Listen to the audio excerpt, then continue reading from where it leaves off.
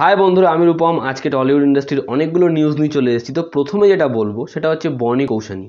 আমার মনে হয় এনারা বোধ হয় নিজেদের সাথে সিনেমা খালি করেই যাবেন, মানে এই কাপলটা আপকামিং সিনেমাগুলো আসছেই খালি দেখুন।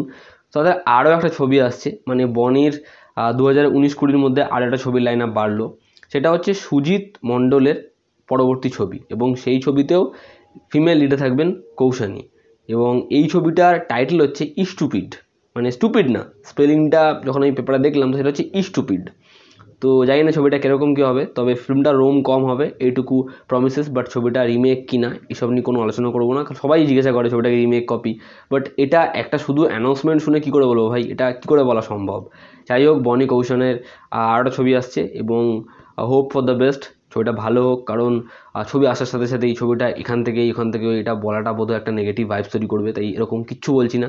ছবিটা পজিটিভলি কিছু হোক এবং বনি হিটের তকমা পাক অ্যাটলিস্ট।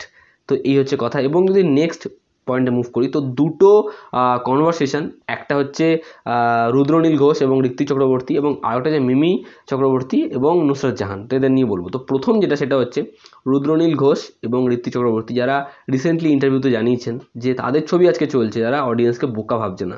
এবং আমি এই কমেন্টটার সাথে একদম সহমত যে আজকে তাদের ছবি চলছে। আপনি যদি দেখেন রিসেন্ট ঘেটে ঘুটে, তো আর্ট ফিল্মগুলো বা সেমি কমার্শিয়াল ছবি যেগুলো চলছে, সেই ছবিগুলোর মধ্যে হয় কন্টেন্ট রয়েছে, নাহলে ছবিগুলো সাবজেক্ট দারুণ। তো এরকম ধরনের ছবি আসছে ভিঞ্চিদা, এবং আই হোপ ভিঞ্চিদাও বক্স অফিসে খুব ভালো ওয়ার্ক করবে। তো বলতে গেলে যে কথাগুলো দুজন জানিয়েছেন, ঋত্বিক চক্রবর্তী এবং রুদ্রনীল ঘোষ, আপনারা চাইলে ইন্টারভিউ দেখতে পারবেন বা পেপারেও পেয়ে যাবেন। তো সেই কথাগুলো মোস্টলি এরকম ধরনের ছিল যে তাদের ছবি আজকে চলছে, যারা আজকে অডিয়েন্সকে বোকা ভাবছে না, এবং যারা বোকা ভাবছে তারা সবচেয়ে বড় বোকা তারাই। তো এটা কিন্তু ঠিক। যদি আপনি রিমেক ছবি নিয়ে রিমেক ছবি করে কপি পেস্ট করে, বা ভাবেন যে একই জিনিস যেগুলো 20 বছর আগে অডিয়েন্সকে চিপকেছেন সেই চুনোয় লাগাবেন, তো অডিয়েন্স কিন্তু এরকম বোকা না, বলদ নয় যে টাকা 500 টাকা খরচা করে চুনা খেতে সিনেমা হলে যাবে। অডিয়েন্স চালাক, অডিয়েন্স চায় আজকে ভালো ভালো ছবি আসুক। এই জন্য আজকে নগর কীর্তন বলি বা বলি হচ্ছে মুখার্জিদার বউ, এই জন্য 7 সপ্তাহ 8 সপ্তাহ চলছে এবং হাউসফুল। শঙ্কর মুদি, বাচ্চা শ্বশুর, এরকম ধরনের ছবি অডিয়েন্স চাইছে, এই জন্য এই ছবিগুলো বক্স অফিসে ওয়ার্ক করছে। আর যদি অডিয়েন্সকে আপনি বোকা ভাবেন তাহলে কিছু করার নেই, তাহলে জামাই 420-র মধ্যে ছবি অডিয়েন্স দেখতে চাইছে না। অডিয়েন্স চাইছে কমার্শিয়াল ছবি হোক, কিন্তু ছবিগুলোর মধ্যে যেন মানে আসল কন্টেন্ট থাকে। কুগলির মধ্যে ছবি আসুক, আসুক, এরপরে যে ছবিগুলো আসবে মেইন স্ট্রিম ছবি, সেরকম ছবি আসুক, কিন্তু ছবিগুলো যেন ফ্যাটে জল মেশানো ছবি না হয়। এবং ভিঞ্চিদের জন্য অনেক অনেক বেস্ট উইশেস, এবং আমাদের বাংলা ইন্ডাস্ট্রি যেন আবার নিজের যে জায়গাটা ছিল সেই জায়গাটা ফিরতে পারে, এটাই কাম্য করি। এরপর যে কথা সেটা হচ্ছে, অনেক ট্রল হয়েছে মিমি চক্রবর্তী এবং নুসরাতকে নিয়ে, তাদের ভোট নেওয়া নিয়ে অনেক অনেক প্রচুর ট্রল হয়েছে। সেই ট্রল নিয়ে আর কিছু বলার নেই, মানে বড় বড় ইউটিউবাররা পর্যন্ত ট্রল করেছে। তো সেটা হচ্ছে এই ট্রলের এগেনস্টে তারা কবে মুখ খুলবেন, কি বলবেন, এই নিয়ে অনেকের প্রতিক্রিয়া ছিল। তো অ্যাটলিস্ট তারা মুখ খুলেছেন। কিন্তু সবচেয়ে অবাক করা বিষয়, দুজন মুখ খুলেছেন দুরকমভাবে, মানে একই কয়েনের দুটো পাল্লু, মানে দুটো পেহলু বলে না, ওই দুদিক, ওই দুটো দিক।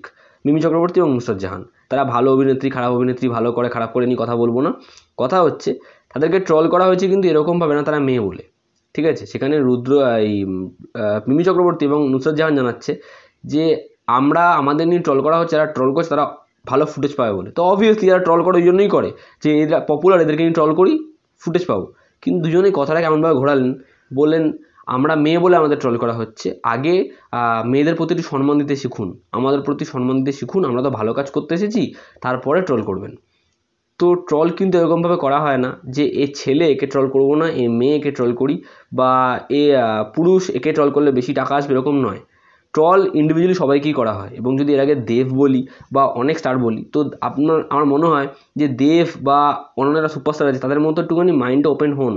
কারণ আমি বারবার দেবের কথা একটাই কারণ উদাহরণ দিই, কারণ দেব কিন্তু বারবার বলে যে এটা একটা এন্টারটেনমেন্টের পার্ট। অবভিয়াসলি যারা ট্রোল করেছে আমাকে নিয়ে হয়েছে, কখনো কখনো ট্রোল দিয়ে খারাপ লাগতো, কিন্তু যারা এটা করছে এটা তো আর 5 লোক দেখে হেসেছে।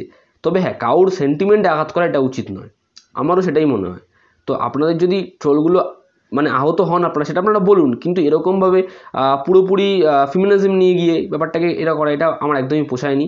যদি আপনারা ভালো কাজ করেন, অবভিয়াসলি যারা ট্রোল করছে তারা বন্ধ করে দেবে, বা তারাই বলবে কালকে ভালো কাজ করেছে। কিন্তু এটাকে একটা ফেমিনিজম দৃষ্টিভঙ্গি দেওয়া এবং অডিয়েন্সের সিম্প্যাথি গেইন করা, এটার কোনো প্রশ্নই আসে না, এটা আমার মনে হয়।